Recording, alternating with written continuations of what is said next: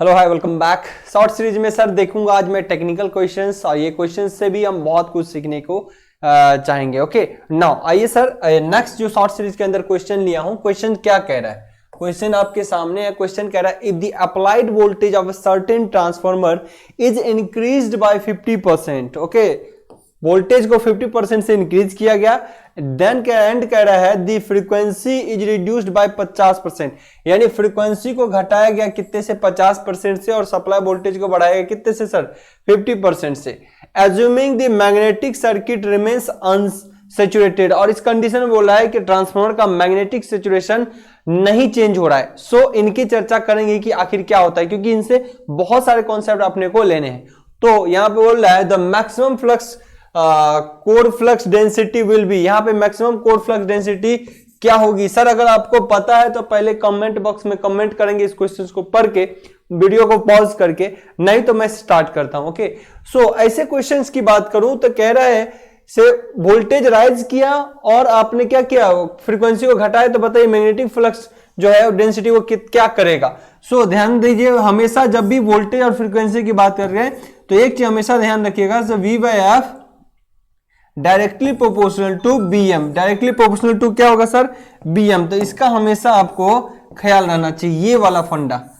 अब देखिए कह रहा है कि इस ट्रांसफार्मर में मैग्नेटिक सैचुरेशन को अनचेंज बोला है, उससे मैग्नेटिक सैचुरेशन में कोई फर्क नहीं पड़ रहा है, अनसैचुरेटेड हुआ है। मतलब अनसैचुरेशन मतलब कि ये जो मैग्नेटिक सैचुरेशन आ जाता है वो इस कंडीशन में सैचुरेट नहीं हुआ। ये मैग्नेटिक सैचुरेशन जो आ जाता है आपका यही जोन में है, अनसैचुरेशन में इस जोन में नहीं गया, यहां पे सैचुरेशन होता है। तो हम इनकी चर्चा एक एक करके करेंगे, इन वर्ड की चर्चा हम आगे करेंगे। पहले क्वेश्चंस को सॉल्व करते हैं। ओके पहले क्वेश्चंस को सॉल्व करता हूं। पहला कंडीशन है कि जब कोई चेंजेस नहीं था तो आपका V बटा एफ है ना, V बटा एफ किसके डायरेक्टली प्रोपोर्शनल है, BM के डायरेक्टली प्रोपोर्शनल है। इक्वेशन 1 साहब देखिए इसमें दो कंडीशन है, यूनिटी मान के चलना है तब भी और 100 में मान के चलना है तब भी, दोनों कंडीशंस है। मैं दोनों मेथड आपको बताऊंगा। अगर 100% किसी का अच्छा है उस तरीके से इसको सॉल्व कर सकते हैं, किसी का इकाई मेथड अच्छा है तो उससे भी इसको सॉल्व कर सकते हैं। ओके सो आपने माना कि 1 into V into 1 into F and 1 into F, इन दोनों का रेशियो क्या है BM के डायरेक्टली प्रोपोर्शनल है।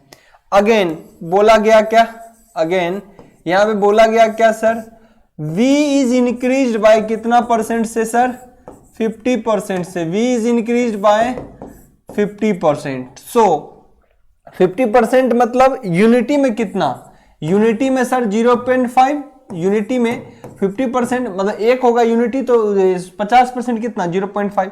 सो न्यू नया अगर V1 की बात करें तो कितना हो गया, 1 तो ऑलरेडी था 0.5 से इंक्रीज कर दिया गया, तो कितना नया V1 हो गया 1.5 V1 V। ओके आपसे बोला फ्रीक्वेंसी क्या कर रहा है सर, 50% से क्या कर रहा है सर डिक्रीज कर रहा है, तो ये 50% से डिक्रीज करना मतलब 0.5, ये भी 50% का मतलब क्या 0.5, तो नया फ्रीक्वेंसी क्या हो जाएगा F1 अगर बोले तो ये हो जाएगा 1 में से, ये आप पहले शुरुआत में 1 है, 1 में से कितना बचा सर 0.5 घट गया तो बचा 0.5 इंटू पहले की जो फ्रीक्वेंसी थी। ओके दो कंडीशन मिले आपको यहां से A एंड B, यहां का दो कंडीशन मिला।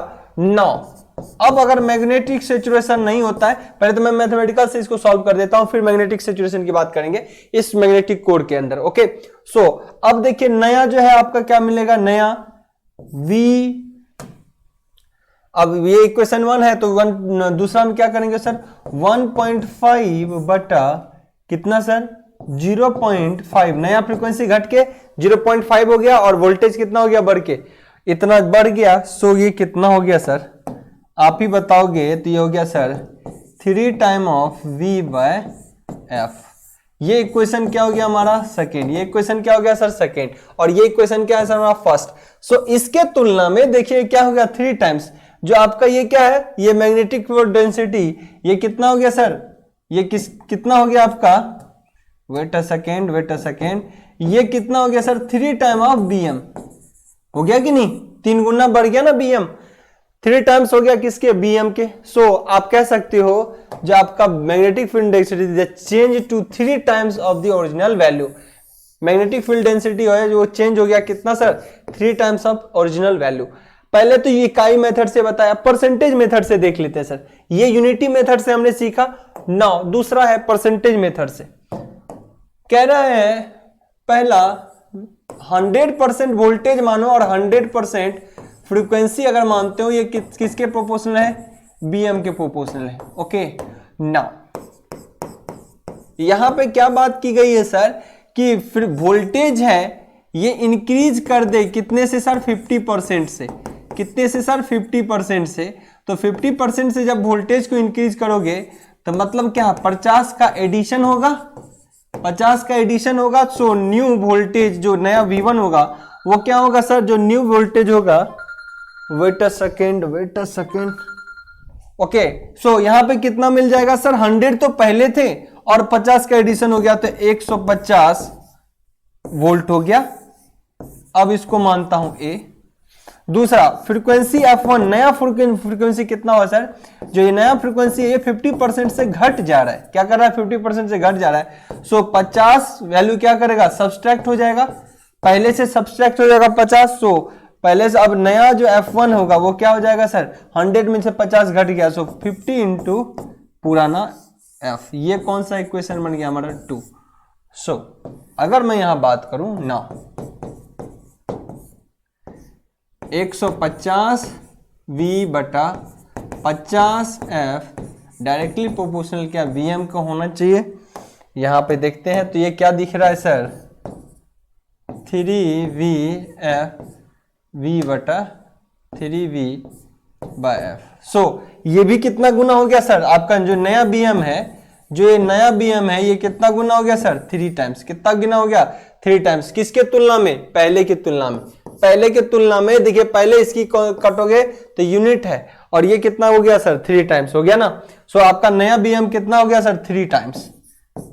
3 टाइम्स। तो परसेंटेज से भी आप बना सकते हो सर, इसको परसेंटेज से भी आप बना सकते हो, परसेंटेज से भी बना सकते हो। अब रही बात सर, यहां पे कॉन्सेप्ट को सीखना है। ट्रांसफॉर्मर में सर आपको हमेशा देखना होता है BM, मैग्नेटिक फील्ड डेंसिटी या फ्लक्स कांस्टेंट है उस कोड के लिए, क्योंकि फिक्स वॉल्यूम में एक लिमिटेड फ्लक्स ही गुजर सकता है। दूसरी बात, इसमें एक वर्ड क्यों जोड़ा गया यहां पे, assuming the magnetic circuit remains unsaturated. इसमें बोल रहा है कि मैग्नेटिक सैचुरेशन जो है, मैग्नेटिक क्या बोला, assume that the magnetic circuit remain unsaturated. जहां पे मैग्नेटिक सर्किट क्या हुआ, अनसैचुरेटेड है। इसका क्या मतलब है, यहां पे आइए सर इसको समझते हैं।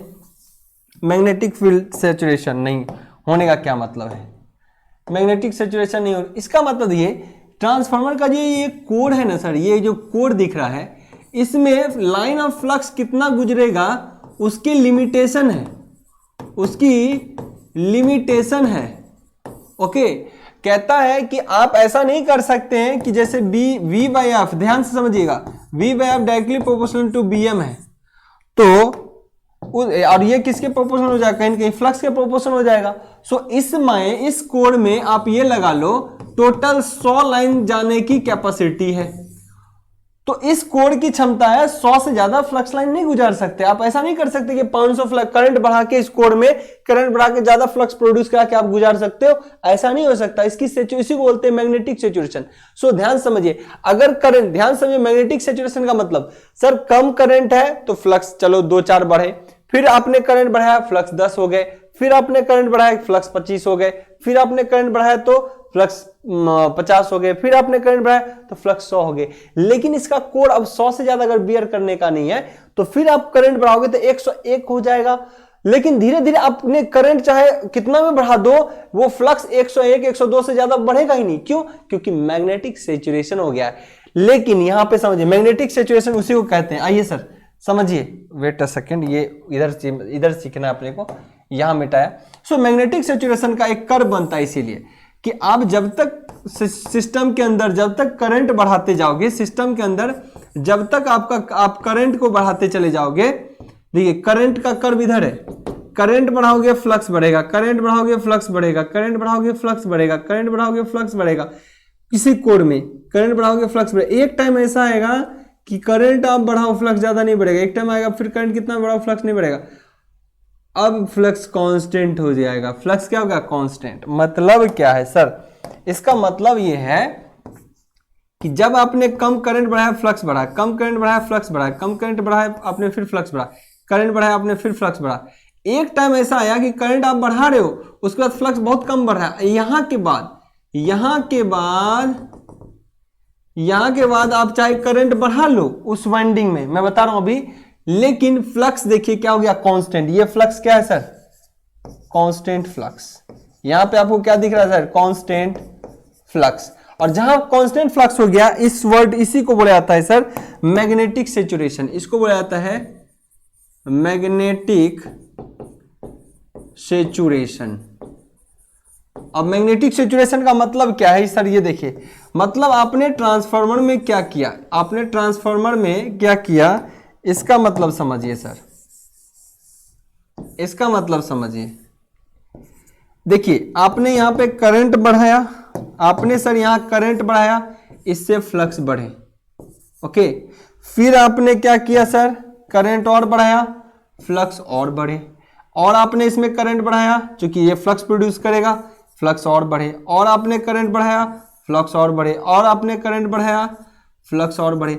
एक टाइम ऐसा हो जाएगा कि मान लो आपने 0 एम्पियर से बढ़ाते बढ़ाते आप कितने 10 एम्पियर तक ले गए, 10 एम्पियर तक ये आप कितने लाइन ऑफ फ्लक्स बनाए? 100 लाइन ऑफ फ्लक्स बनाए, 100 लाइन ऑफ फ्लक्स बनाए।